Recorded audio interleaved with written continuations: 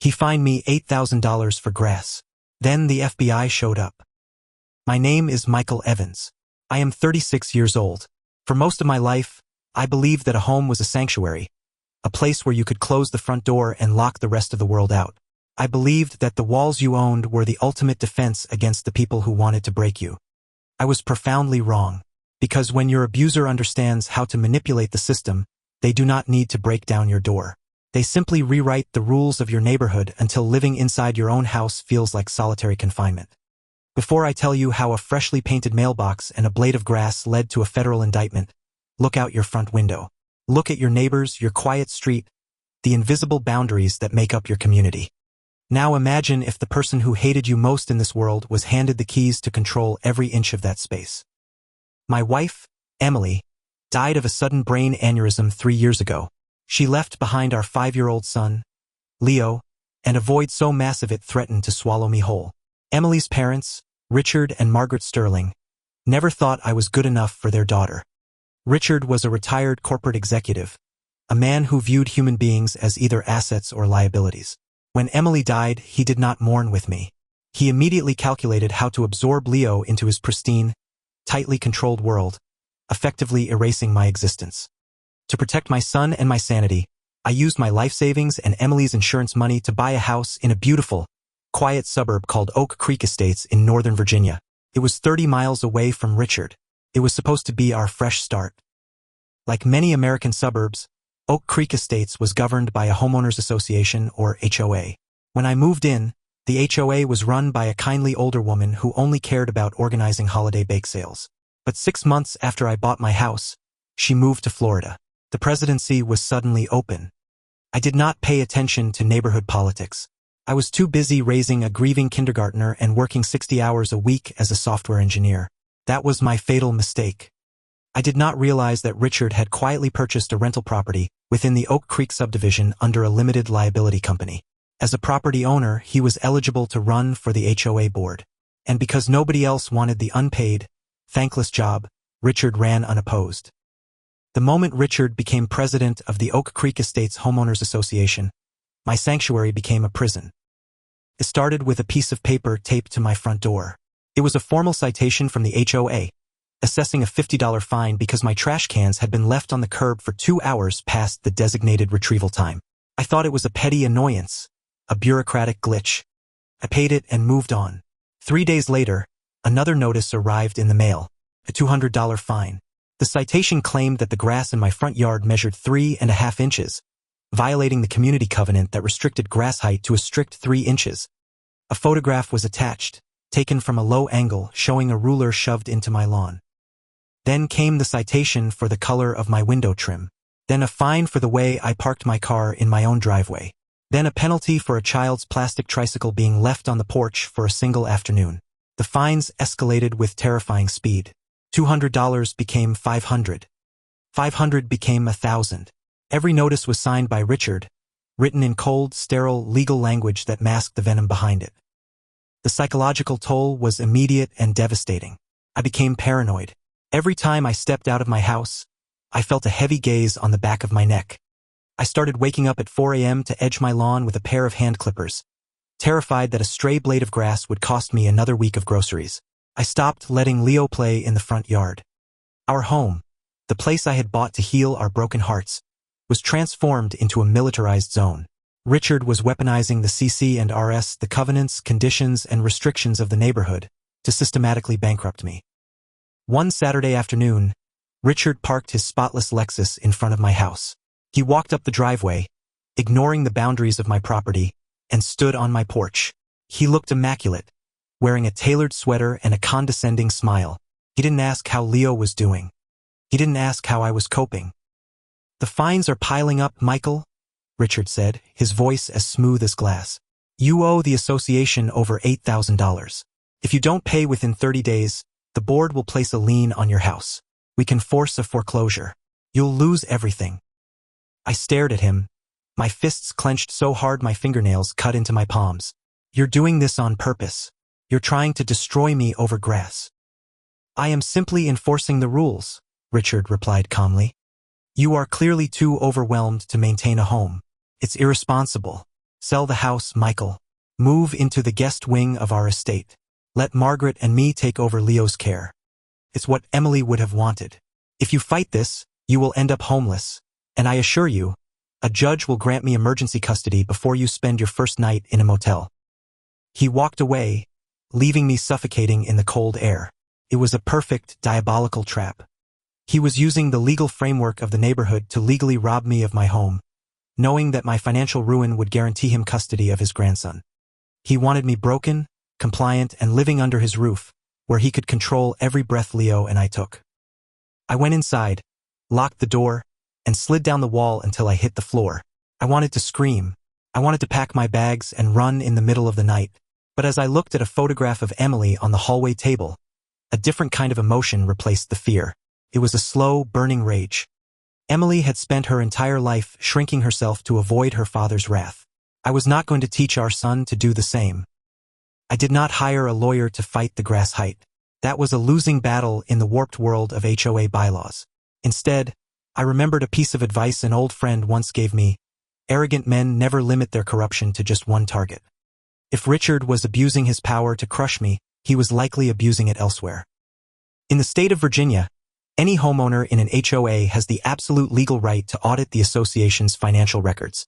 I hired Elias Vance, a forensic accountant who specialized in corporate fraud and embezzlement. Elias was quiet, meticulous, and ruthlessly thorough. I submitted a formal, legally binding request for the HOA's ledgers, bank statements, and vendor contracts. Richard tried to block it, claiming executive privilege and administrative delays, but Elias threatened an immediate injunction. Reluctantly, the HOA management company handed over the files. For 2 weeks, I heard nothing. I continued to receive fines for imaginary infractions: a smear of dirt on my siding, a weed in the flower bed.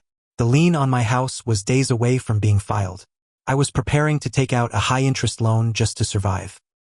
Then Elias called me. "Michael," he said, his voice crackling with suppressed energy. "Come to my office. Now." When I arrived, Elias had a series of spreadsheets spread across his oak desk. He pointed a pen at a column of expenses listed under the HOA's general maintenance fund. "Your father-in-law is a very smart man," Elias began, "but he thinks everyone else is stupid. Over the past 4 months, the Oak Creek HOA has authorized $35,000 in payments to a company called Apex Landscaping Consulting. The invoices claim this was for soil testing, property surveying, and community security audits." "We don't have community security," I said, frowning, "and no one has tested the soil." "Exactly," Elias smiled. "I pulled the incorporation documents for Apex Landscaping Consulting. It's a shell LLC registered in Delaware. But the bank account it funnels money into belongs to a man named Marcus Thorne. Thorne is not a landscaper, Michael. He's a licensed private investigator, a PI with a history of taking dirty jobs." The air in the room suddenly turned freezing cold. I looked at the dates on the invoices. They perfectly matched the days I received my most specific, impossible citations. The photograph of the ruler in my grass. The timeline of my trash cans. Richard hadn't just been driving by my house.